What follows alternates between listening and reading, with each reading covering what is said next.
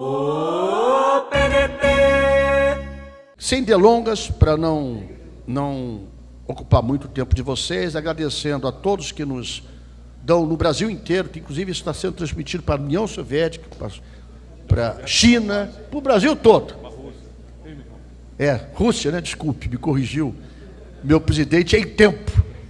É que eu ainda estou com a cabeça, né? Tá certo. É o tempo, a gente vai ficando velho, o que pode fazer?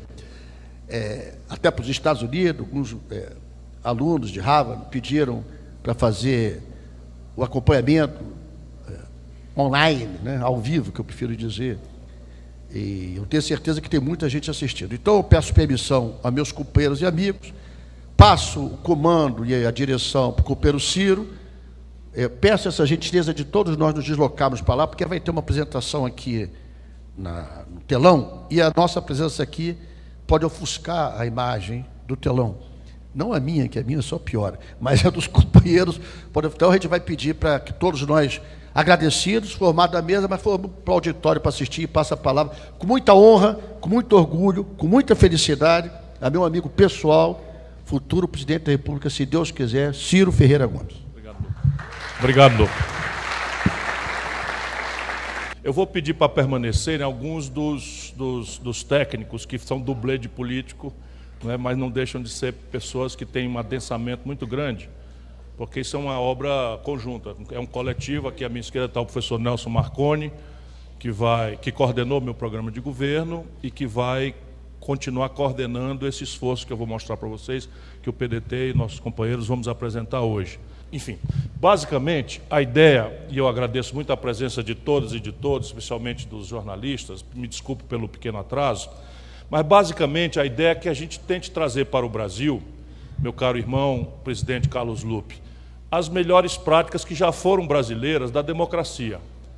E nós no Brasil hoje estamos vendo o debate político e nós vamos entender muito a razão por que isso está acontecendo pelos números. O debate político no mundo tem que ser o respeito àquele que ganhou as eleições, esse deve ser cumprimentado, se não pelo afeto que a gente tem a ele, ou respeito intelectual, ou afinidade política, que no caso do Bolsonaro não é nenhum para nós, mas em respeito aos 57 milhões de companheiros, irmãos e irmãs patriotas brasileiros, nossos irmãos, que optaram por ele. Portanto, em respeito aos brasileiros que deram a ele a votação, nós queremos, enfim, fazer o tratamento ao governo nessa dimensão, reconhecer a vitória, cumprimentá-lo e desejar sinceramente que ele acerte a mão. Cabendo a nós o papel que é essencial na vida de uma democracia amadurecida, que nós queremos ver no Brasil, vigiar, cobrar, não é? Denunciar as contradições. E é assim que se aperfeiçoa a democracia. Quando você ganha, você tem a tarefa de promover aquilo que você prometeu. E a tarefa daqueles que perderam, que não tiveram a maioria, é vigiar, cobrar, estressar o governo, não é? Dentro de linguagens democráticas, para que ele cumpra as tarefas e bem sirva ao país. E assim é que deveria funcionar. E no Brasil hoje, pelo que nós estamos assistindo, boa parte da responsabilidade é dos nossos governantes, mas parte também é a responsabilidade de uma fração da oposição, parece ser o ódio o elemento dominante. Na medida em que, por exemplo, parlamentares de um partido derrotado não comparecem à posse do eleito, não parece ser um jogo democrático aquele que nós estamos ferindo. Então vamos, sem maiores delongas, nós estamos apresentando hoje, não é uma avaliação que vai dizer de uma vez por todas, porque não seria justo, que o governo Bolsonaro é péssimo, é muito ruim, enfim. Nós vamos apresentar um critério que nós demos o nome de Observatório Trabalhista. Esse é um conjunto de indicadores objetivos que, na nossa opinião, e isso está aberto ao aperfeiçoamento, qualquer grupo de interesse, aqueles que estão nos assistindo na internet, que entender que nós nos omitimos em algum indicador, pode sugerir, e nós vamos trazer esse indicador. Nós não vamos exaurir todos os indicadores hoje. Nós vamos apresentar o observatório, e esse observatório é vivo. Algumas informações de hoje ele já tem, portanto é possível já avaliar o posicionamento, alguma contradição do governo, alguma proeza, alguma coisa positiva que aconteceu, muito poucas que sejam, na minha opinião, porque eu já estudei, não é? E e vamos apresentar esse observatório para ser alimentado, e trimestralmente nós pediremos a atenção, não é, da imprensa brasileira. Mais uma vez eu agradeço a presença. Hoje é um dia triste para o mundo em relação à liberdade de imprensa. Acaba de ser preso em Londres o líder do Wikileaks, o Assange, né? Foi descontinuado o asilo dele na Embaixada do Equador, e por pressão norte-americana o Assange foi preso. O Assange do Wikileaks, por exemplo, é a quem o Brasil deve a informação de que nós estávamos sendo espionados pelo governo americano, ainda na constância da presidência Barack Obama, em que os americanos foram pilhados com documentos oficiais, espionando ninguém menos do que a presidência da República e a Petrobras. Só para a gente não pensar que o céu é perto, nem que as coisas são triviais. Ele acaba de ser preso hoje em Londres, e isso é uma ferida importante na liberdade de imprensa, e eu queria também fazer esse registro hoje. Portanto, nós vamos começar, e esse Observatório Trabalhista é basicamente isso, uma plataforma de avaliação objetiva, né, uma ferramenta colaborativa em que todos podem participar, sugerindo indicadores, e indicadores trimestrais de economia, saúde, segurança, educação, cultura, ciência e tecnologia, entre outros, como nós vamos examinar aqui. E o avanço na política no debate da política de desenvolvimento do Brasil. Por favor, adiante. Essa lista de indicadores que hoje eu apresento estão aqui. Ninguém precisa, não é? Nós temos cópia para todo mundo, não é? Nós vamos postar isso na internet. Toda a nossa militância terá esse critério. As nossas bancadas, eu quero cumprimentá-las, agradecido e honrado pela presença. Aqui está uma boa parte da nossa bancada federal, liderada pelo André Figueiredo, esse amigo e irmão, o nosso senador Everton Rocha, que também está aqui. Enfim, já tem sido um belíssimo trabalho que tem feito as nossas bancadas na Câmara e no Senado. Então nós vamos mostrar isso aqui. Então, em economia, que é o que nós achamos mais fundamental nessa hora crítica em que quase 13 milhões de brasileiros estão desempregados, 32 milhões de brasileiros na informalidade. Entre os jovens de 18 a 25 anos, o Brasil já tem uma taxa de desemprego que se aproxima de 30%. E isso é uma tragédia que nós temos que acompanhar para germinar uma pressão para que o governo foque naquilo que importa e não distraia a sociedade brasileira para esses episódios cíclicos com que ele tem novelizado a presença. Então, na economia, por exemplo, vou dar só exemplos, não é? Nós temos aqui a evolução do dinheiro. Como é que está entrando o dinheiro, quanto é que está saindo, e aqui está, não é, a despesa primária e a despesa do governo, menos os juros. Então, nós estamos vendo aqui, não é, e trouxemos um ano de comparação, o ano 2012. Então, temos a evolução, 2012, e ali estão os 100 dias. Portanto, a receita líquida do governo está em ascensão, não é? E os números práticos estão aqui. A receita total do governo está em ascensão, mas a despesa primária também está em ascensão. Adiante, por favor. Aqui nós temos as despesas do governo central e investimentos e área social. Então, ali, por exemplo, estão os investimentos. Nós vemos claramente que o investimento está despencando no Brasil. A pontilhadinha aqui, que é o que interessa. Então, a partir da tragédia, né, de 2014, e isso a gente precisa ter clareza, porque isso vai balizando o debate. A tragédia começa em 2014, quando nós temos um pico de investimento, e ele se deprime, e hoje nós temos o menor volume de investimento desde 1947, quando se mede esse índice. Portanto, esse é um número que nós temos que vigiar. Porque o que importa para a população brasileira, por exemplo, são hoje 27 mil obras paradas no Brasil. Nenhuma delas foi retomada nesses 100 dias. 27 mil obras paradas. Parte delas estão com status prioritário na história do antigo PAC, e são mais de 3 mil obras paradas. Então, e a obra parada é uma consequência imediata do número do investimento que despencou. Educação, o Brasil, que tem uma trágica demanda por qualificar a educação, também a partir de 2014 despenca e tem uma posição que não se inverte ainda. O Bolsa Família, o LOAS, subiu e depois estabilizou, né, com os abonos salariais, e agora o governo vai anunciar hoje um 13º para o Bolsa Família. O valor que vai ser pago ao 13º do Bolsa Família é muito menor do que o valor que o governo subtraiu do reajuste do salário mínimo. Então, só para vocês terem ideia, ao invés de se privilegiar a lógica da remuneração decente pelo trabalho decente, prefere-se reforçar a política social compensatória, que também tem sido uma característica dos últimos anos no Brasil. Adiante, por favor.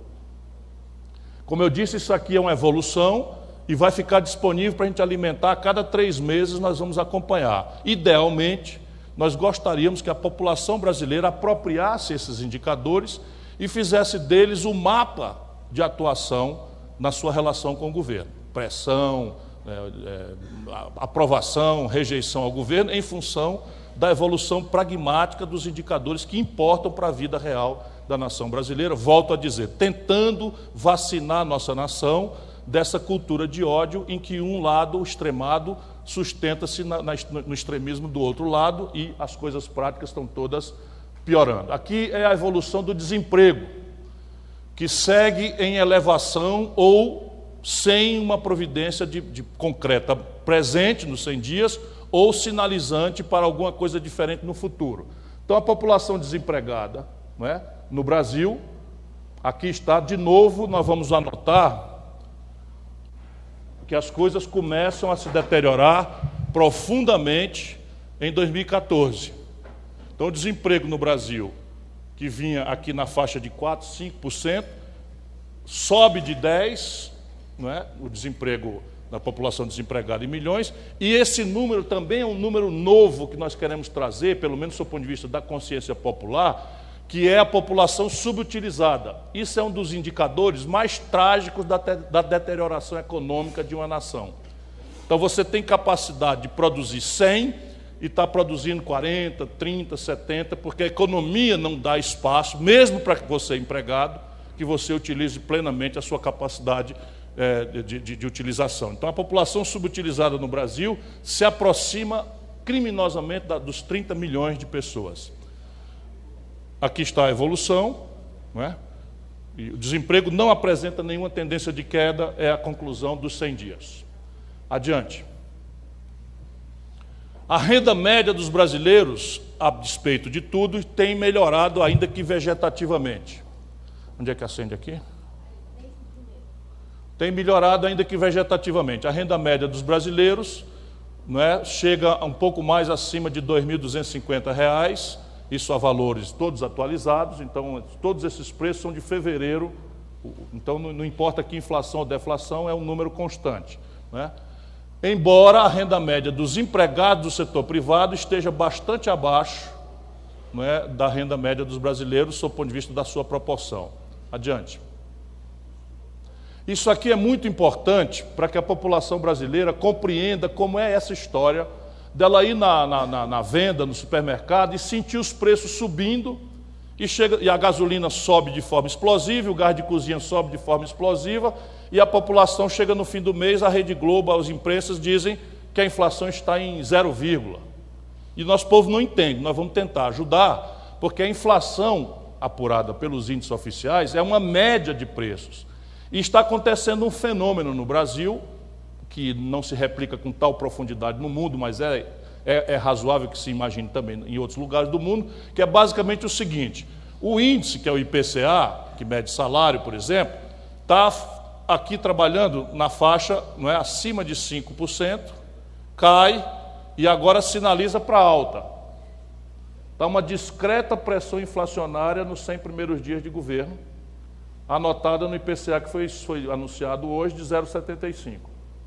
Então, é uma discreta, não parece haver nenhuma ameaça importante, mas isso aqui, por exemplo, é bom a gente pressionar, senão o Banco Central vai usar como pretexto, seja para aumentar a taxa de juros, seja para não diminuí-la, como existe absoluta probabilidade de que o Banco Central, ou possibilidade técnica de o Banco Central poderia reduzir a taxa de juros e não fez. Mas repare, a alimentação no domicílio, a partir de 2016, despenca e agora tem uma violenta retomada. Então, a alta dos preços de alimentação é uma tendência explosiva no Brasil. Né? Depois você tem bens e serviços livres, que são as coisas que o governo não regula, não controla. Né? Tem uma discreta tendência de alta, mas caíram. E veja, os bens e serviços do governo estão aumentando, embora tenha uma discreta queda nos 100 dias. Trata-se aqui dos preços administrados pelo governo, onde estão, por exemplo, a energia, a água, luz, telefone, petróleo, gasolina, gás, etc. Né? Então, a discreta variação da inflação, os preços dos alimentos, que são o que mais afeta o bolso do trabalhador, estão subindo fortemente, é a conclusão desse gráfico para os 100 dias. Adiante. Aqui vem a taxa de juros. As pessoas às vezes imaginam que taxa de juros é conversa de economista. Mas a taxa de juros é uma variável central do consumo das famílias. E no Brasil, o PIB cresce 60% a causa do PIB crescer, ou a causa do PIB não crescer, 60% é o consumo das famílias. Se eu encareço o consumo das famílias com taxa de juros muito alta, eu estou detonando 60% do combustível do crescimento da economia do país, além de ter um efeito absolutamente deteriorante das contas públicas, porque a dívida pública explode na proporção, não é, do déficit das contas do governo, mas também da taxa de juros que incide. E esse é um dos problemas mais graves que nós queremos popularizar, porque quem paga a dívida é o povo, não é o governo. Não é? Então aqui reparem, as taxas de juros no Brasil, em média, aqui a taxa real, descontada já a inflação, né, tem uma discreta queda, a queda da pessoa física, a taxa de crédito da pessoa jurídica também, e a taxa Selic se mantém, né, nos 100 dias. O cartão de crédito da pessoa física no Brasil é um escândalo, já chegou em 486% e ainda está ao redor de 300%. Só para vocês terem uma ideia, essa taxa nos Estados Unidos se situa ao redor de 10% ao ano. Para quem usa um cartão de crédito, nós damos aqui só um exemplo prático. Adiante. A taxa real efetiva de câmbio, de novo, a gente quer ver se valoriza, porque ninguém compra dólar. O povão não está ligado no dólar. Então a Globo anuncia, a SBT, anuncia a taxa de câmbio. Parece um assunto de economista. Mas não é. Os preços da vida do povo, os preços simples da vida do povo, mais simples, todos são sensíveis à taxa de câmbio. Porque, eu brinco sempre, a gente não compra dólar, o povo, mas compra pão. E o Brasil importa trigo. E trigo nós trazemos do estrangeiro a dólar. Se o preço do dólar sobe, o preço do pão sobe. A gente não compra dólar, mas anda de ônibus. Nós, criminosamente, vinculamos o preço do óleo diesel, mesmo produzido no Brasil, à taxa de câmbio. Então, quando o dólar sobe, o preço do diesel sobe. E aí o preço das passagens de ônibus quer subir. A gente não compra dólar, mas toma remédio. Nós, criminosamente, entregamos às multinacionais mais de 80% da química fina dos remédios brasileiros. Então, subiu o dólar, sobe a química fina, que é a matéria-prima dos remédios, sobe os remédios que vão subir agora acima da inflação, já autorizado nos 100 dias. Então, vejam uma coisa importante aqui. No auge da Dilma Temer, a taxa de câmbio estava nessa altura aqui. E agora ela está nessa mesma altura, até um pouco maior. Isso aqui também é um sinal de que se está deteriorando fortemente a confiança dos fatores econômicos no governo. Então, quem primeiro anuncia se está acreditando, confiando, ou achando que o governo vai funcionar bem na economia, é a especulação com a taxa de câmbio. Nós estamos com a taxa de câmbio hoje, querendo escapar para R$4 por dólar, equivalente ao auge da crise do impeachment. Portanto, os mercados, assim chamados, estão com o pé atrás e revelando inconfiança, desconfiança na evolução do governo. Taxa real de câmbio hoje está no mesmo patamar da crise de 2016, é a conclusão dos 100 dias. A dívida pública do governo geral em trilhões e em percentual do PIB. Isso aqui, volto a dizer, é a margem. Quanto maior a dívida, mais inconfiável é o governo, maior é a taxa de juros, mais grave é a pressão na recessão, que tem todas as sequelas no desemprego, na queda dos salários, no despencar do investimento, na deterioração da segurança, da saúde, da educação, nas obras paradas. Portanto, isso é um assunto que nós precisamos ajudar o povo a entender. Vejam, a dívida bruta brasileira está evoluindo perigosamente para cima. A dívida líquida, que é desconto entre a dívida bruta e aquilo que o governo tem de ativos, evolui com a mesma velocidade. E ela já se aproxima de 80% do PIB. Então, a segunda maior taxa de juros do mundo segue sendo a brasileira hoje. Com uma inflação baixa ainda, nós estamos com a segunda taxa de juros mais alta do mundo. Só perdemos para Madagascar, não é isso, Maurinho? Adiante. Isso aqui é um episódio que eu considero próximo de criminoso. Na medida em que estão se deteriorando as expectativas do governo, os títulos do Tesouro pré-fixados, que é como se mais ou menos administra a dívida, eles estão caindo como proporção do volume. E os outros, as operações compromissadas, que é o que nós estamos preocupados, estão aqui. A operação compromissada é uma operação muito transparente, já se aproxima de 1/4 de toda a dívida brasileira. E a dívida pós-fixada está em metade dela. Se quiserem perguntar depois, a gente explica a diferença, etc. Adiante, por favor. Está crescendo, não, só a consequência, está crescendo muito a característica do perfil de dívida pós-fixada, que também é um sintoma que antecipa mudança de taxa de juros para cima. Né? Todos estão abaixo do pico, estão sem tendência de crescimento relevante, o nível de atividade econômica. Então, o nível de atividade econômica brasileiro continua mais ou menos próximo de zero. Não há uma retomada do crescimento econômico, é completamente ilusória a notícia de que o país está crescendo. O país não está crescendo, a não ser marginalmente. Aqui nós separamos produção física da indústria. No ano 2012, ela está aqui já abaixo de zero, despenca no ano 2016.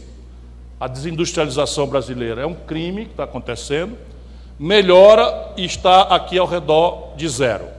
Então a indústria pode-se afirmar que está algo ao redor de estagnada. A produção de comércio, a venda do comércio, despenca em 2016. Isto são números absolutamente cruéis que acontecem na transição Lula-Dilma, e retoma, mas estagnou a partir de algo ao redor de zero, nível da atividade comercial. E o volume de serviços vendidos despenca também na crise de 2016, Dilma Temer, retoma, mas estaciona ao redor de zero. Então é possível afirmar que o nível de atividade econômica hoje está abaixo do pico, que já aconteceu, nós estamos trabalhando abaixo do que já tivemos, e estamos sem nenhuma tendência de crescimento relevante até os 100 dias que nós estamos examinando. Então a economia brasileira não parece estar num pulso de crescimento. Aí a variação do PIB, a tragédia é essa aqui de novo. Então a variação do PIB em 2012 a gente cresce ao redor de 2%, 2014 já vamos para perto de zero, em 2016, tragédia Dilma Temer, nós despencamos o PIB quase 4% num único ano. E nos 100 dias o PIB está caindo. Evidentemente que é preciso ter calma, paciência, mas não há nenhum sinal nos 100 dias de crescimento do PIB brasileiro. Ao contrário, a tendência que aparece nos 100 primeiros dias é de queda, discreta que seja, mas de queda no PIB brasileiro. Adiante. O indicador de utilização da capacidade instalada. Então, vamos supor que o Brasil tem a capacidade de produzir 100 geladeiras. Quantas geladeiras nós estamos produzindo, na média de todos os setores? Aqui, veja que nós estamos com quase 1/3 de capacidade instalada ociosos. Nós chegamos a ocupar mais de 80% em 2012, 2016 descemos para 70%, seguimos mais ou menos, sem reversão nenhuma, a capacidade instalada. Evidentemente que se eu tenho capacidade de produzir 100 geladeiras e estou produzindo 70, a minha fábrica está perto do prejuízo. Isso explica, por exemplo, o fechamento da Ford, que é o fato prático relevante desse indicador no ABC em São Paulo. Por que a Ford fechou? Aí eles ficam, excesso de regulação trabalhista, tem que fazer reforma trabalhista, reforma da Previdência. Não, a Ford faz 5 anos que está com 30% de capacidade instalada ociosa, portanto tendo prejuízo. Adiante. O número de pessoas físicas inadimplentes. Isso aqui é um dado que nós precisamos ajudar de novo a popularizar. Não pode ser levado no deboche, como foi levado quando eu falei na campanha. 60% do crescimento potencial do PIB brasileiro depende do consumo das famílias. E o consumo das famílias é produto do salário mais do crédito, da renda mais do crédito. Se eu tenho 63 milhões de pessoas com o nome sujo no SPC, não houve nenhuma mudança. Pelo contrário, continua crescendo nos 100 primeiros dias o número de brasileiros inadimplentes na economia. Adiante. O número de... E não são só pessoas, empresas. As empresas, microempresas e pequenas especialmente, estão inadimplentes também num número crescente. Não houve reversão nos 100 primeiros dias, ao contrário, a inadimplência das micro e pequenas empresas aumentou nos 100 primeiros dias. E as fontes todas estão aqui. Adiante. O endividamento das famílias, enfim, a família brasileira, em média, está devendo algo ao redor de 45% de tudo que ganha. E só de juro, a família brasileira está obrigada a pagar juro e amortização, a pagar algo ao redor de 1/5 do que ganha. Portanto, o nível de endividamento das famílias segue sendo um problema central que não tem solução estrito sensu via mercado se não houver uma parceria com o setor público. Adiante. O volume de crédito no sistema financeiro. Vejam a aberração de um país em depressão econômica. Pela primeira vez na história, talvez, do capitalismo mundial, o volume de crédito para a pessoa física passou o volume de crédito para as empresas, para as pessoas jurídicas. Então, repare, a economia brasileira está tão depauperada e o desinvestimento é a regra, que nós estamos hoje com muito mais crédito para a pessoa física, consumo, do que crédito para a pessoa jurídica, investimento e capital de giro. Isso é um sintoma que está piorando nos 100 dias. Adiante. Eu não sei se eu preciso fazer todos ou deixo na mão de vocês a matriz. O que vocês acham? Está muito comprido? Hein? Não, os jornalistas é que tem que correr para a redação e outras pautas. Enfim, segue adiante. Então, vamos embora. Vamos embora. Aqui é a questão das importações e exportações. Então, o Brasil, também no ano de 2016, cai as exportações e cai as importações como sintoma de uma depressão econômica produzida nesse período Dilma-Temer, sem precedentes. Depois há uma discreta recuperação de ambos. Essas tendências continuam nos 100 dias, embora o mês de março tenha acendido uma luz amarela. Nós tivemos a pior saldo de balança comercial em março, em função de posicionamentos políticos errados, equivocados, de posicionamento de política exterior. Por exemplo, caem 48% as exportações de commodities do Rio Grande do Sul, que claramente tinham como mercado comprador a China. A China, portanto, parece estar se descomprometendo de comprar no Brasil e a razão é política.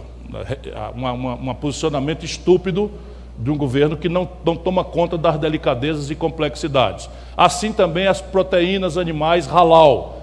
O Brasil é o maior produtor mundial de proteínas animais halal, que é uma fórmula muçulmana de abate, e nós estamos perdendo mercado no mundo árabe, importante em função também de posicionamentos mal refletidos, mal pensados do governo Bolsonaro e de seus filhos.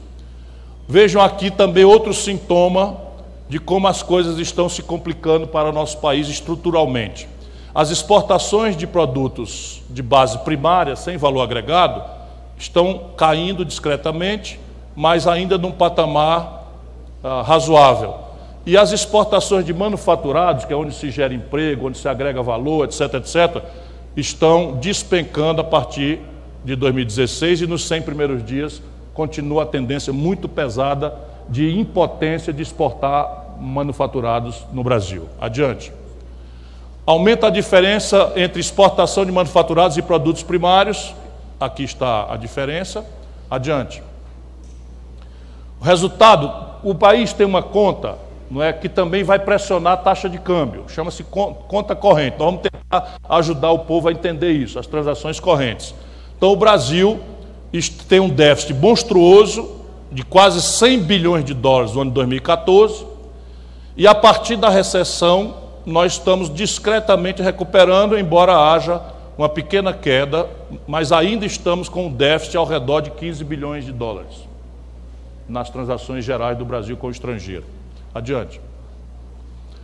As reservas internacionais são um conforto que o Brasil tem.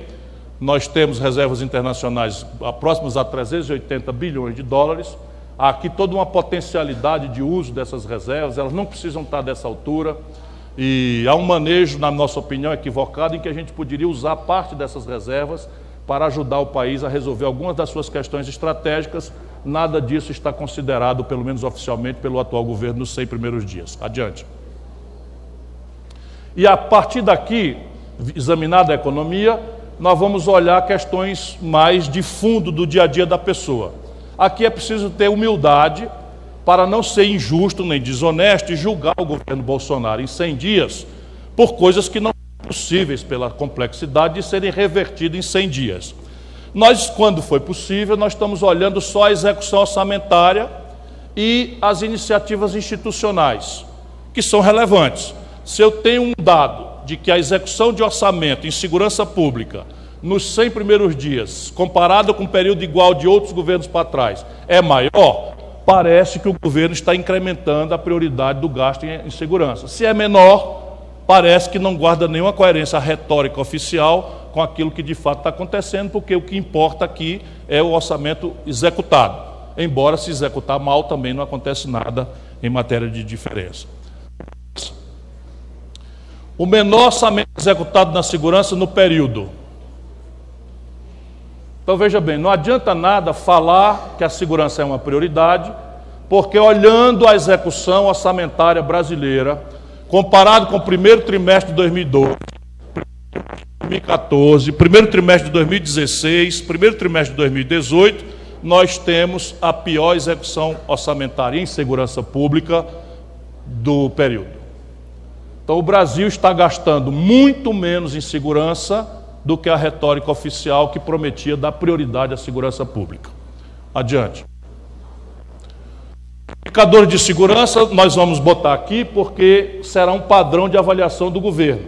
Mas, volto a dizer, não seria honesto que nós fôssemos cobrar do governo agora resultados em homicídio, em feminicídio e estupro, porque 100 dias não é tempo suficiente. Mas as mortes intencionais no Brasil estão com esse patamar aqui, né?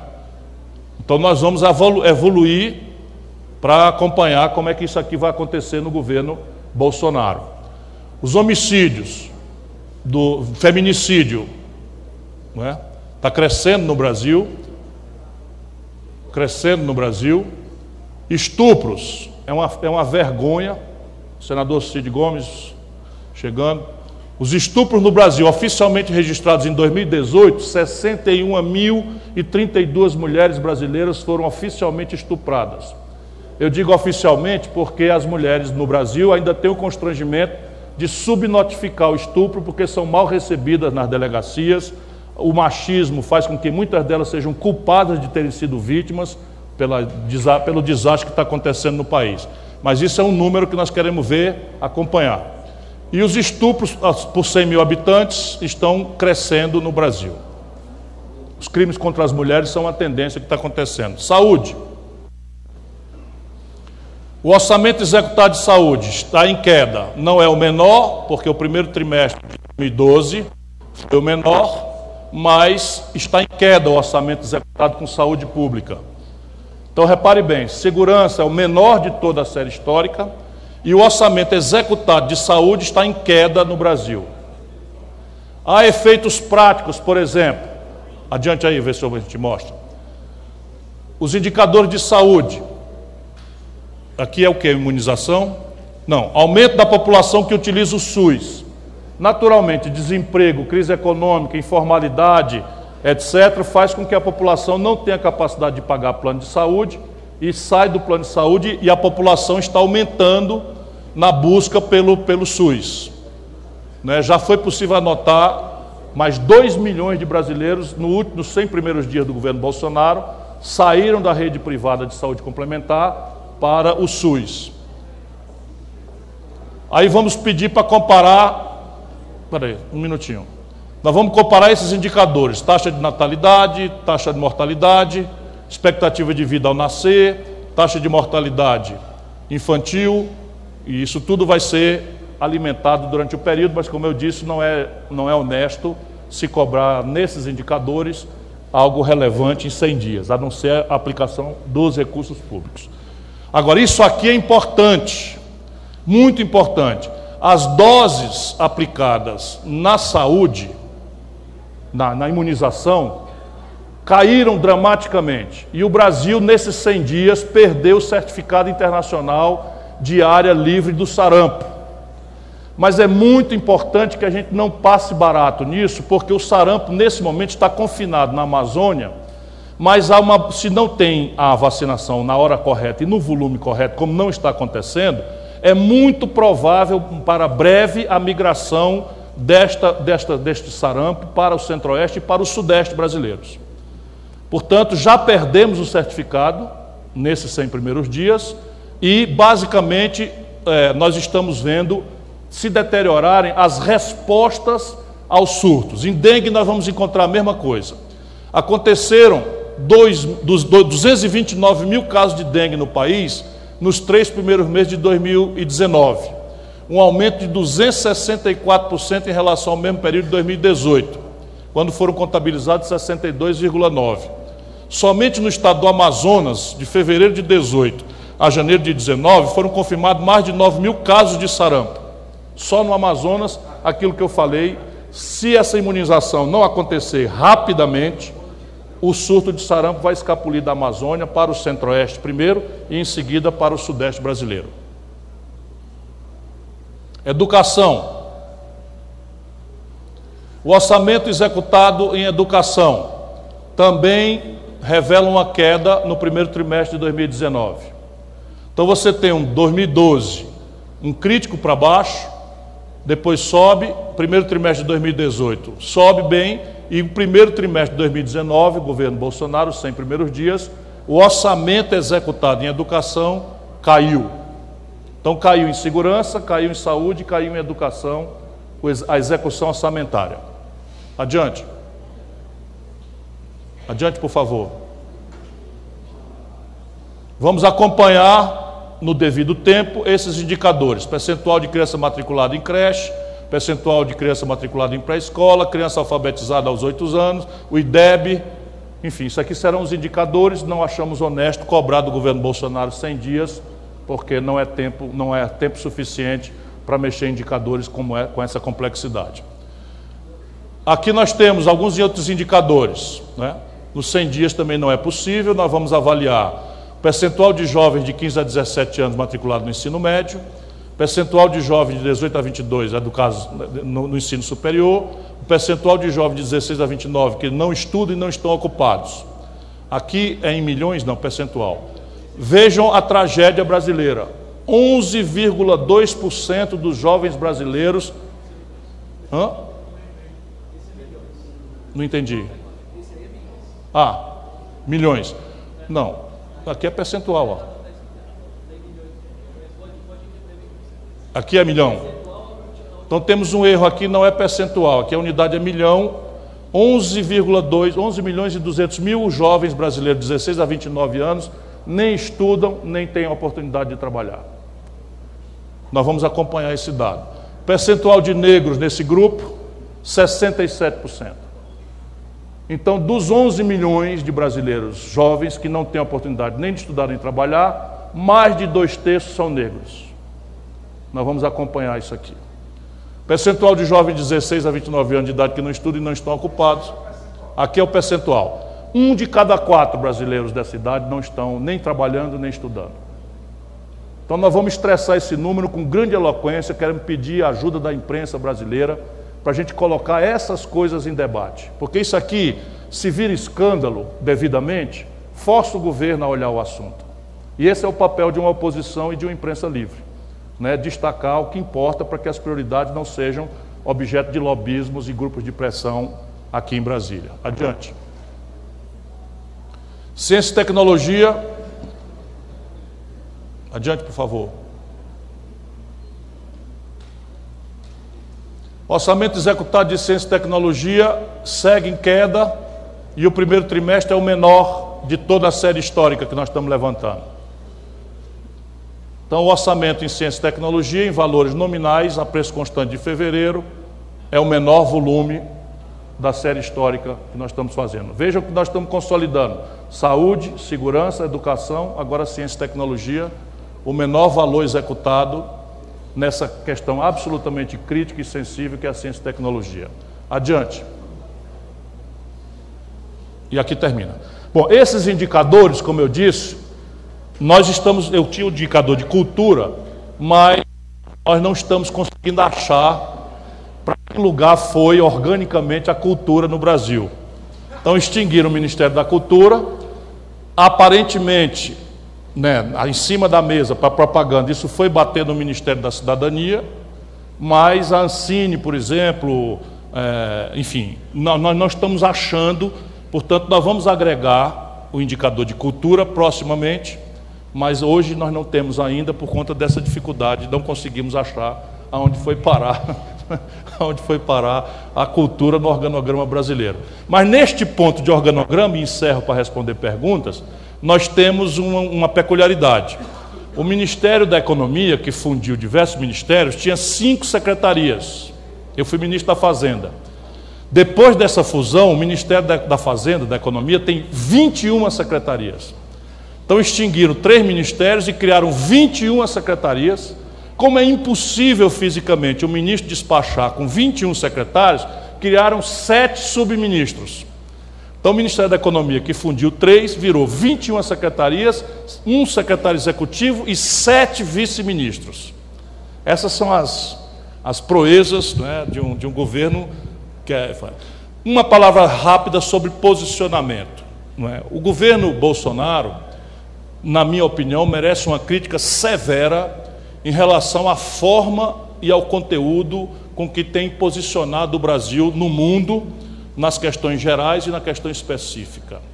Neste período de 100 dias, é quase criminosa a conduta do governo brasileiro em relação aos interesses nacionais e a sua subalternização aos interesses estrangeiros, mas especialmente é chocante, constrangedora a vassalagem do governo brasileiro ao Império Norte-Americano. O Brasil cedeu, sem nenhuma contrapartida, nada de volta, quebrando uma tradição centenária, a isenção de visto para os americanos, sem contrapartida, ou seja, o brasileiro que precisa viajar para os Estados Unidos tem que tirar visto, o americano que quiser vir para o Brasil não precisa de visto. O Brasil cedeu aos americanos uma cota de 750 mil toneladas de trigo, para importar trigo americano, 750 mil toneladas, sem nenhuma contrapartida, e isto vai dizimar a triticultura, especialmente do sul do Brasil. O Brasil cedeu para os norte-americanos a base de Alcântara, permitindo que um pedaço do território nacional, isso na minha opinião viola a Constituição Federal, mas é um crime, e o Congresso Nacional ainda vai avaliar sobre isso, e nós precisamos pressionar, uma área do território brasileiro ficará proibida de acesso aos brasileiros, salvo autorização por autoridades americanas, o que quer supor que os americanos basearão seus serviços de inteligência e serviços de defesa e militares em território nacional brasileiro pela primeira vez na história, desde a Segunda Guerra Mundial, onde nós fizemos um tratado para sermos aliados no enfrentamento do nazifascismo. O Brasil aceitou passivamente um papel ridículo, de porrete dos norte-americanos na questão da Venezuela, violentando uma tradição do Barão do Rio Branco, em que a nossa posição nesse tipo de constrangimento não é tomar lado, é mediar este conflito e desarmar essa bomba. Resultado prático, hoje, potências internacionais estão baseadas com efetivo militar e instrumental de guerra no território vizinho ao Brasil, com potencial de atingir o território brasileiro, inclusive o aeroporto de Manaus está sob controle venezuelano pela quantidade de mísseis terra-ar russos que estão baseados na Venezuela por conta dessa estúpida e não consultou ninguém para tomar essa providência. Os militares brasileiros estão muito infelizes, para ficar numa palavra modesta, com esse tipo de conduta, sem se falar nesses gestos translocados em relação a Israel, descuidadamente. O Lula visitou Israel e visitou a Palestina. E o Brasil segue sendo uma área imune ao terror internacional. O Brasil segue, na medida em que nós tomamos um lado, e o presidente, sem consultar ninguém, nem o Trump fez isso, visita um território que é alegado pela comunidade internacional e palestina como território ocupado, e visita ao lado da autoridade política de Israel, nós simplesmente entramos num conflito frontal que foi agravado pela vulgaridade do filho, Flávio, que é inclusive presidente, eminente senador Everton e Cid Gomes, da Comissão de Assuntos Internacionais do Senado Federal da República. Essa declaração dele puxando briga com o Hamas, o preço de pagar isso é um risco de colocar o Brasil num ambiente onde nós jamais precisaríamos estar. Portanto, esta talvez seja uma nota mais crítica que eu faço ao governo Bolsonaro. Além de tudo prático que nós estamos aqui, é um governo absolutamente entreguista do interesse nacional a potências estrangeiras. Muito obrigado por sua atenção.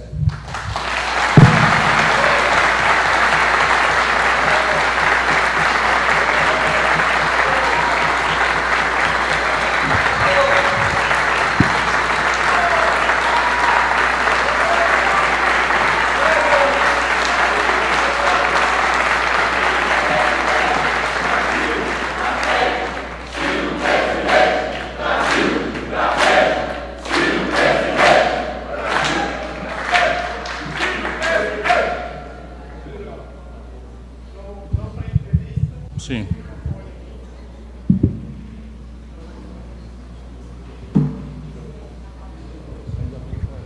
Pessoal da imprensa, perguntas? Aberto o microfone. Alguém? Pode? Por favor, vamos reservar as perguntas para os jornalistas. Eu agradeço aí aos nossos militantes. Oi, tudo bom? Daniele Brant, da Folha de São Paulo. Na verdade, eu queria um comentário em relação à reforma da Previdência, né? Eu entendo que vocês vão votar contra, né? Mas, assim, eu entendo também que vocês vão propor uma reforma da Previdência própria, né? Se você pudesse falar um pouquinho sobre o que vocês pensam em propor e quais são os pontos que vocês discordam, né, frontalmente dessa outra reforma. Nós achamos que a reforma Bolsonaro é basicamente ineficiente, não resolve o problema. Nós estamos pedindo a memória de cálculo desses 10 bilhões, desse 1 trilhão de economia, não recebemos ainda até agora, e ela não ataca estruturalmente o problema, né? E, para além disso, ela tem um problema de não só preservar, mas agravar privilégios. Por exemplo, e nada contra, é apenas para um exemplo, mas o governo Bolsonaro tem 8 ministros generais. Mais do que o governo Geisel, mais do que o governo Figueiredo e mais do que o governo Médici. Portanto, é razoável que a gente faça, para argumentar, a denúncia da reforma da Previdência, como o Bolsonaro a propôs, porque preserva e agrava privilégios. Então, vamos tomar a Previdência dos militares segregada. Eles contribuem com 3 bilhões por ano e recebem 47 bilhões. Portanto, o déficit segregado da Previdência é de 43 bilhões de reais por ano, só entre os militares. O que é que faz o Bolsonaro, o governo Bolsonaro? Não muda absolutamente nada nisso, mas o pouco que pretende mudar, mudando a alíquota para 10,5%, quando o Ceará, por exemplo, cobra 14% dos grandes salários, o Bolsonaro promove uma reestruturação da carreira em que os militares generais passam de 22 mil para 30 mil reais de salário, no mesmo passo. Como explicar este movimento a uma pessoa que está sendo chamada a abrir mão do salário mínimo para receber um BPC de 400 reais, ainda que antecipando a idade para 60 anos, mas ultrapassa os 65 anos ganhando 400 reais. E aí nós temos os números, não é? Os números são o seguinte: o déficit individual da Previdência por segurado da iniciativa privada é de R$ 1.400 por cabeça. O déficit de um servidor do Legislativo é de R$ 26 mil por cabeça. O déficit de um militar é de R$ 127 mil por cabeça. E esse modelo previdenciário que eles estão propondo rigorosamente conserva e ou agrava esses privilégios. Agora, a nossa proposta, ela melhormente será apresentada, embora eu a tenha feito na campanha, mas eu quero dar a palavra ao deputado Mauro Benevides Filho, que resumirá o que é que nós estamos pensando em propor no lugar. Bom dia a todos vocês. Como o presidente afirmou, ainda durante o período eleitoral, ficou muito claro que se proporia ao Brasil um sistema previdenciário multipilar. O que quer dizer isso? Um pilar social, cuja remuneração mínima é um salário mínimo e não R$400. Então, é um pilar que, independente do processo de contribuição, ele saindo da Previdência, indo lá para o pilar social, hoje se chama LOAS, mas lá no pilar social, você tem um salário mínimo de remuneração. A partir daí, você teria, ainda no sistema de repartição reparametrizado, com valor ainda a ser definido desse sistema, entre R$4.000 e R$5.000, enfim, de teto, exatamente, de teto, corrigindo, e a partir daí você teria sim um regime de previdência complementar, mas desta feita, diferente também do que está sendo proposto, onde você inseriria não somente a contribuição do trabalhador, ou seja, do servidor, por exemplo, no regime próprio, mas também a contribuição patronal. Porque o que está se propondo aqui, nesse momento, é um regime de previdência de capitalização que somente se registra a contribuição do trabalhador. Nós pesquisamos, a equipe do presidente Ciro pesquisou 60 países no mundo inteiro. 59, todos tinham uma contribuição patronal. O ministro Paulo Guedes usa muito como referência o Chile, onde lá só se iniciou, ainda na ditadura do Pinochet, ele se iniciou sem contribuição patronal. Entretanto, essa aposentadoria de hoje, no Chile, ela converge para 0,8 a 1,4 do salário mínimo. E nesse momento que nós estamos conversando, o presidente está conversando com a população brasileira, está no Congresso Nacional do Chile a proposta do governo de que não há sustentação, inclusive para condições de vulnerabilidade na aposentadoria, se você não tiver a contribuição patronal. Então são regras assim, no modelo totalmente diferentes daquilo que estão sendo encaminhadas agora, e que com certeza o PDT, o presidente Lupe e toda a bancada, o nobre líder, deputado André Figueiredo e todos os deputados estão reunidos para poder, nessa nova concepção sim, pensar o Brasil. Vou só então resumir. A ideia é uma previdência nova, assentada em 3 pilares. Um é de natureza social e de acesso incondicional. Contribuiu ou não contribuiu, pôde ou não pôde contribuir, atingiu o parâmetro, a idade mínima, que será discutida por região, por gênero e por especificidades profissionais. Então fica logo claro que professor, policial, trabalhador rural e pessoas que trabalham em condição insalubre ou de risco de vida inerentes à função de trabalho serão tratados distintamente nos acessos. Então, o primeiro perfil social, estipendiado pelo Tesouro, de acesso incondicional a um salário mínimo. É o pilar social em direção a um programa de renda mínima de cidadania. Segundo pilar, de repartição, submetido a um teto negociado de R$4.000 a R$5.000, garantido pelo governo. E o terceiro, um sistema novo de capitalização público, em que a contribuição patronal faz parte e a gestão disso será pelo coletivos de trabalhadores, e o dinheiro regrado será vinculado ao investimento produtivo, com uma transição de 10 anos, obrigando ao risco mínimo, ou seja, classificação de risco AAA. Compreende?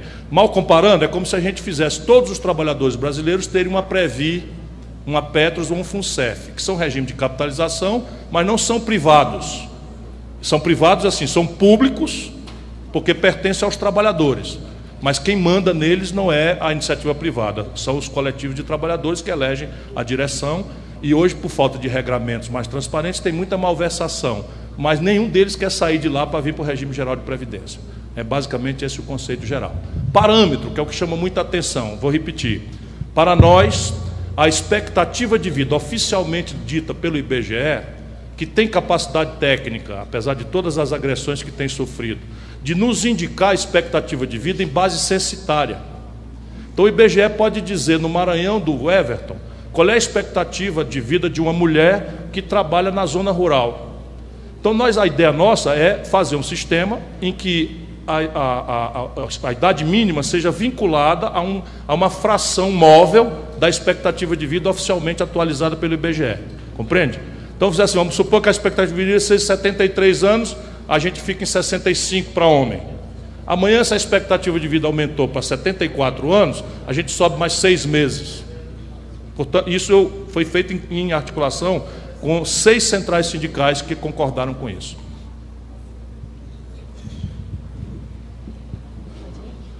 E é bastante razoável, né? O trabalhador rural do Nordeste é diferente do trabalhador... Não, e do Vale do Ribeira, em São Paulo também. O Vale do Ribeira, em São Paulo, é muito pobre. A metade sul do Rio Grande do Sul está empobrecendo. O Vale do Mucuri, Jequitinhonha, em Minas Gerais, é muito pobre. Então, não é razoável você cobrar do trabalho intelectual a mesma idade mínima do trabalho rural de uma mulher do sertão, do Brasil. Olá, bom dia. Nelly Macedo, Sistema Verdes Mares. Eu queria saber, esse texto, da forma como está apresentado na Câmara, que consequências pode trazer para o trabalhador rural, considerando o texto que trata dessa questão? Nós estaríamos produzindo, eu tenho segurança que o Congresso brasileiro não permitirá isso, nós estaríamos produzindo uma imensa e precoce legião de mendigos de idade elevada no Brasil. Simples assim. É uma crueldade inominável e estaríamos produzindo. Lembrando sempre, não é que nós estamos trabalhando, nós estamos falando num país em que o desemprego está dessa altura, a informalidade está dessa altura, e é bom que a gente refaça o discurso oficial desse tipo de linha de pensamento, em que a reforma trabalhista, que praticamente legalizou, ponham aspas isso, a brutal informalidade no Brasil, contra a promessa de criar 6 milhões de empregos. Desde o dia que ela entrou em vigor para cá, o Brasil produziu mais 2 milhões e 300 mil desempregados. Portanto, é mentira essa ideia de que nós vamos destruir a renda direta e indireta do povo trabalhador e vamos ter retomada de economia e emprego. Porque, evidentemente, o capitalista brasileiro também como é que é a palavra que eu vou usar? Com mau exemplo, como eu estou moderado, com mau exemplo como esse picareta lá de Santa Catarina, da Havan, né? Esse picareta que não paga as contas do governo, né? O mau exemplo é esse: você destrói a renda do povo e depois não entende por que nos últimos 3 anos o Brasil fechou 220 mil lojas. Esse é o número. Dessa brincadeira do Levi com a Dilma para cá, o Brasil destruiu 220 mil casas de comércio. Fechamos 13 mil indústrias. E esse processo continua nesses 100 primeiros dias de forma absolutamente igual como estava vindo. Bom dia, Isabela do SBT. Continuando nessa linha, a reforma da Previdência vai passar e por quê? Como tal, não passa. Não passa porque não deve passar, e apesar das deformações de parte do Congresso brasileiro, há ali uma muito sadia sensibilidade com a vontade do povo. E a propósito, a militância do PDT, o que nós temos que fazer não é insultar os deputados do lado oposto. Nós temos que fazer é identificá-los e fazer a eles apelos comoventes, né, com as maiorias do povo esperando as suas excelências nos aeroportos, falando nas rádios das cidades onde ele trabalha. Por exemplo, na minha cidade eu acho que nós já ganhamos o voto de um adversário, né? O meu deputado é o deputado Leônidas Cristino, ele é contra a Previdência. O adversário nosso lá chama Moses Rodrigues, é ligado ao Bolsonaro e tal, mas se declarou indeciso. Aí nós começamos a fazer um apelo nas rádios, enfim, lá na coisa, dizendo como é que pode, o homem está indeciso, vamos fazer as mulheres de Sobral se aposentar com 62 anos, quando elas não botam em 60, já estão sofridas demais, humilhadas e tal. Ele já passou de indeciso para contra. Então, se a gente fizer esse trabalho, né, a convicção do Bolsonaro, ele mesmo, com relação à justeza da proposta dele, é nula, quanto mais dos asséculas dele no parlamento. Só mais 2 perguntinhas rapidinho. O presidente acaba de assinar um projeto de autonomia ao Banco Central. É um ponto positivo? Isto é a violenta e definitiva formalização da entrega do destino da nação brasileira a 3 bancos. Eu não conheço o projeto, vou lê-lo, estou tomando um susto agora com a sua declaração, mas conheço a intenção. O Brasil é o país do mundo capitalista que tem menos bancos no planeta Terra. Só para comparar, os americanos, depois de uma brutal desregulação, permanecem com 5.000 bancos disputando o cliente.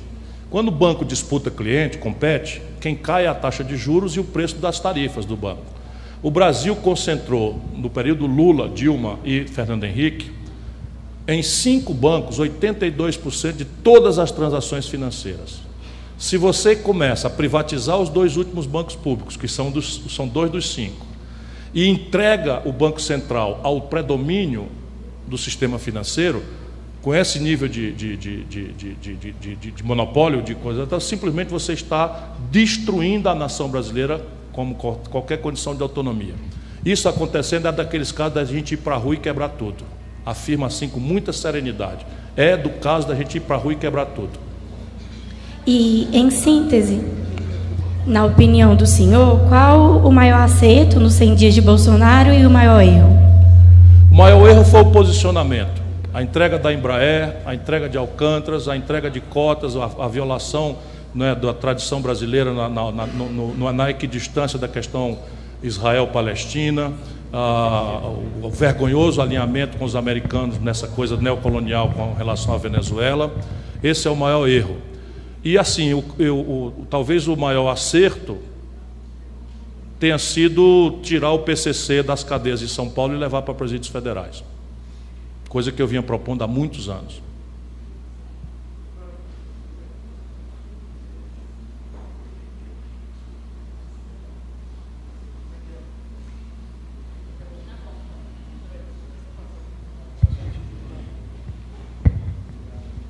Jorge Marques, Revista Fórum.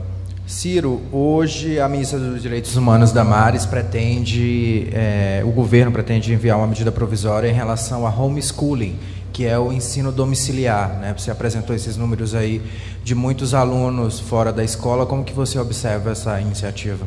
Isso é uma aberração muito coerente com esse esforço medieval que, infelizmente, está predominando em áreas críticas do Brasil, especialmente na área da educação. Por exemplo, se os filhos do Moro forem aprender português com ele em casa, é preciso chamar o Conselho Tutelar.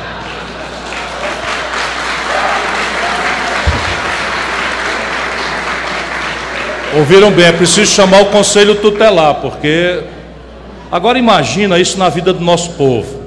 Imagina isso na vida do nosso povo, que vive uma vida duríssima, perdendo um turno de trabalho dentro de ônibus, indo e voltando atrás de emprego, correndo atrás, sendo perseguido pelo rapa, atrás de vender alguma coisa, desorganizando o comércio formal, e ficam esses lunáticos agregando às famílias brasileiras mais uma tarefa, a de educar os filhos em casa. Isso, francamente, brincadeiras à parte, isso é uma coisa medieval muito coerente com quem defende terra plana e outras coisas parecidas. Presidente, aqui na ponta. Presidente, você tem, aliás, candidato senador, ex-ministro, você tem abordado com muita ousadia e coragem e tem trazido para o debate a questão dos privilégios e dos militares. Agora mesmo você citou a presença de um grande número de ministros militares no governo e, além desses ministros, há um grande número de militares também compondo o governo. Como é que se avalia o papel dos militares na relação com o governo Bolsonaro e na sustentação política dele?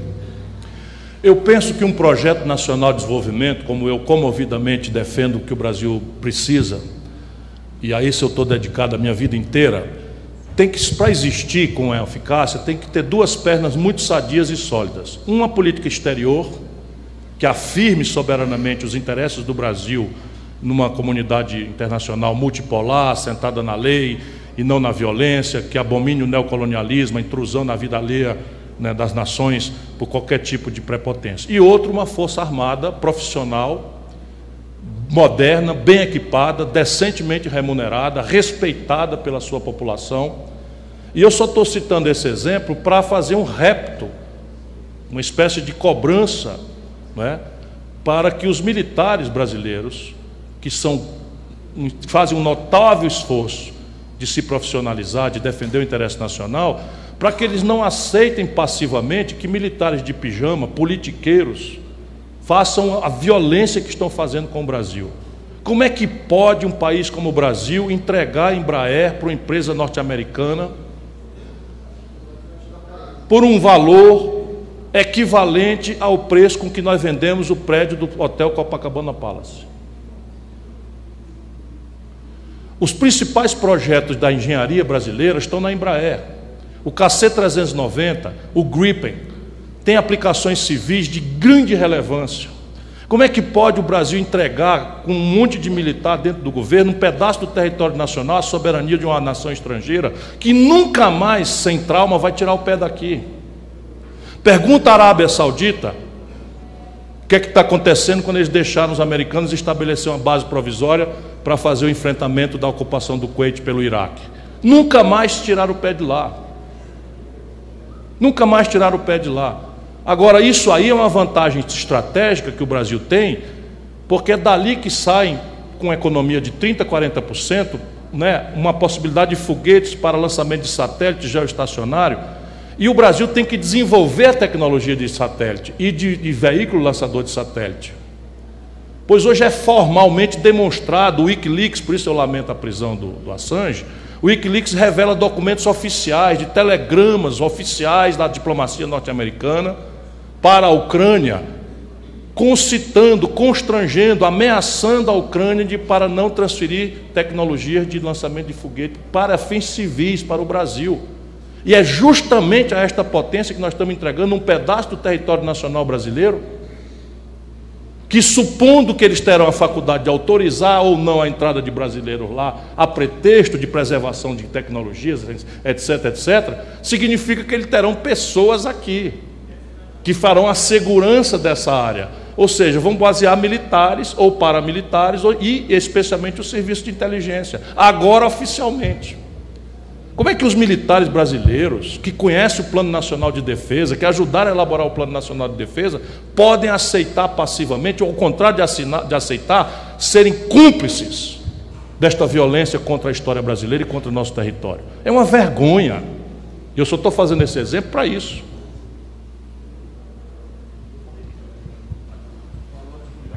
Alô? Oi. Rafael de Conto, do Valor Econômico. Eu fiquei com duas dúvidas na apresentação do senhor sobre... essas tabelas estão todas corrigidas para a inflação? Todas para o preço de fevereiro agora. 2019. E eu fiquei com dúvida de onde saiu esse dado do PIB de 2000 dos primeiros 100 dias, porque o PIB só vai ser divulgado em maio. Por regra, a fonte está dada aí. Não está dizendo o IBGE é Banco Central. É o Boletim Focus? O que é? É o PCBR. PCBR? PCBR. Que é o dado de janeiro. Não só sou muito bem cercado, como muito cuidadoso. Está preparado. Então, o professor Nelson Marconi vai continuar coordenando esse projeto do Observatório Trabalhista e seguirá alimentando e tal. Então, uma das nossas coisas é absoluta severidade no dado. Quando não tiver, está aí o dado vazio. Eu próprio anunciei aqui que não seria justo nem honesto.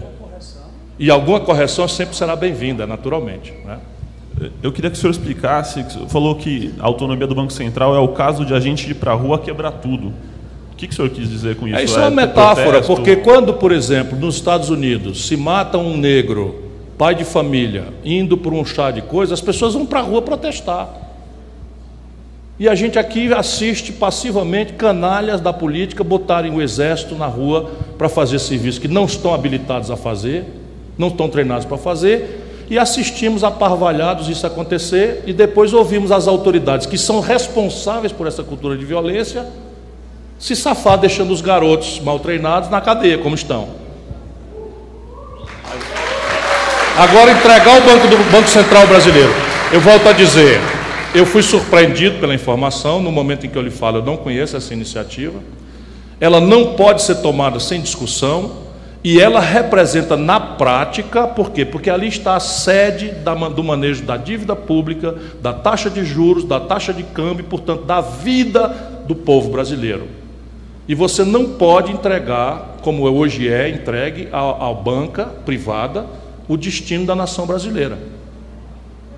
Não há esse mandato para um presidente da República. Se ele no máximo tiver feito isso, ele deve ter proposto o quê? Uma emenda à Constituição? Lei complementar, projeto de lei complementar. Então, tudo bem. Então, eu estou dizendo que nós temos que ir para a rua não aceitar isso, supondo que o povo brasileiro precisa ser informado. Sim. Então, repare, atribuo a minha reação a uma surpresa que eu acabei de ter, mas basicamente não acho que o povo brasileiro deva aceitar passivamente um tipo de providência dessa natureza. E eu acho que uma das formas de fazer o governo ouvir que nós não aceitamos determinadas aberrações é ir para a rua de forma calorosa. E eu não vou mandar ir, não, eu vou junto.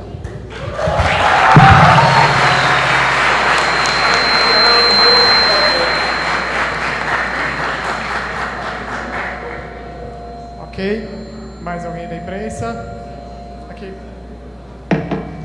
Bom dia, Carlos Pena, Brescianini.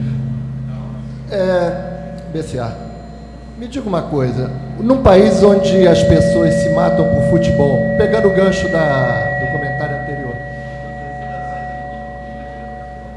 num país onde as pessoas se matam por futebol,